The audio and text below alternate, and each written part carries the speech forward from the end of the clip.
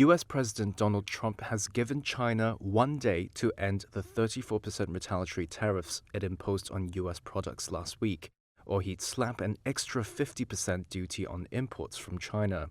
It's an escalation in a trade war that has sent global markets into a downward spiral and stoked fears a recession is around the corner. Trump gave his ultimatum to China at the White House on Monday. If that tariff isn't removed by tomorrow at 12 o'clock, we're putting a 50% tariff on above the tariffs that we put on. So they've gone for years. They've become a rich country because of people, again, that were in the White House that allowed this to happen.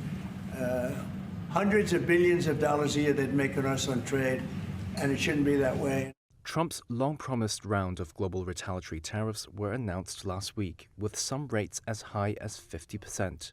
He has said they will help the U.S. recapture an industrial base that has withered over decades of trade liberalization. On Monday, administration officials said dozens of countries had reached out to Washington in hopes of heading off the tariffs before they take effect Wednesday.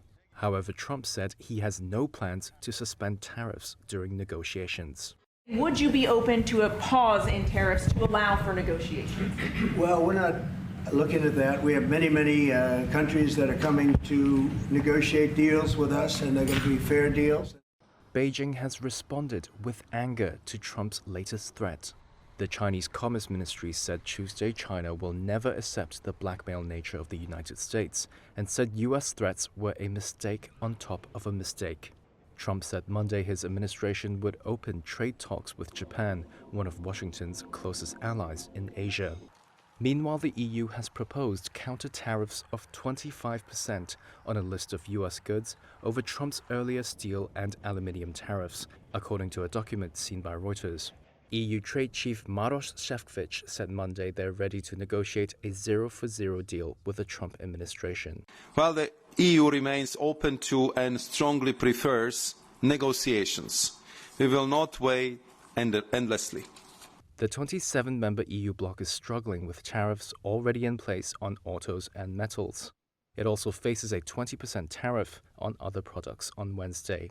And Trump has threatened to slap tariffs on alcoholic drinks from the EU.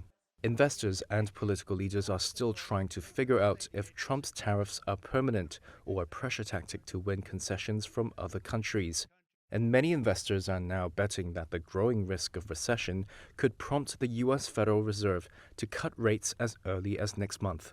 Fed Chair Jerome Powell has so far indicated he is in no rush.